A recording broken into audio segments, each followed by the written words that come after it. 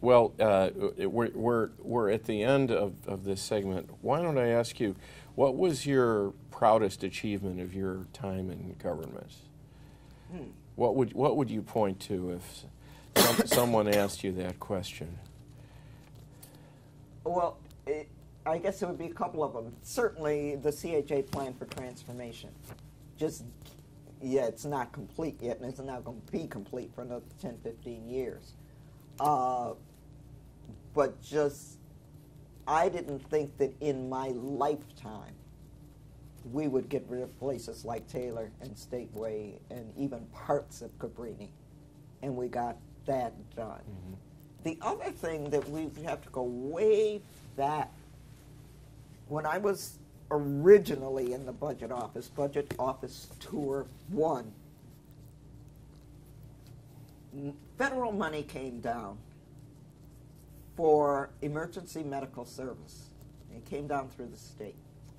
At the time, Ed Bedore was budget director. He said, Sharon, go work on this, because it was federal money. At the time, we still had Bob Quinn as the fire chief, right, who said Chicagoans want to go out in style, so they want to go out in the Cadillac. You know, right. That was before we had the EMS trucks, and but he had the finance guy, you know, like a deputy fire commissioner, was a guy named Dick Albright. He was just a fantastic guy.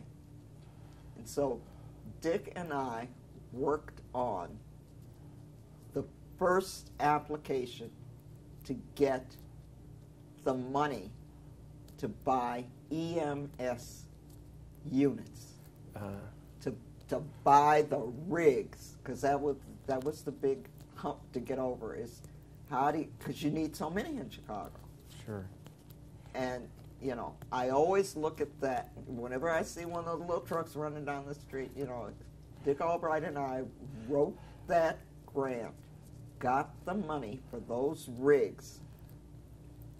They had already begun, and the paramedics themselves, I had worked on that program when I was in Model Cities.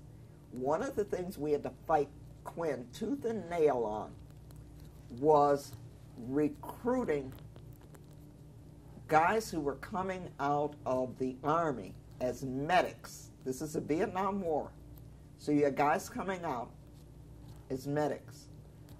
So they were already trained.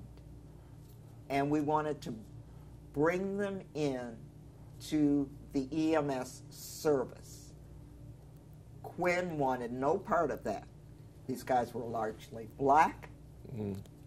He didn't want that. You know, they were, I mean, hell, they'd been fighting in the jungles of Vietnam. They weren't about to put up with a whole bunch of BS from anybody, you know. Right. These guys, but I had worked on that program, and we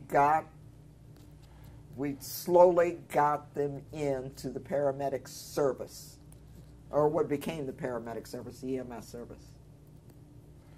So the EMS program and then the plan for transformation. Right. Finally, I'll just say you began as a history major, and now you're the chair of the Board of Trustees of the Chicago Historical Society, and we thank you.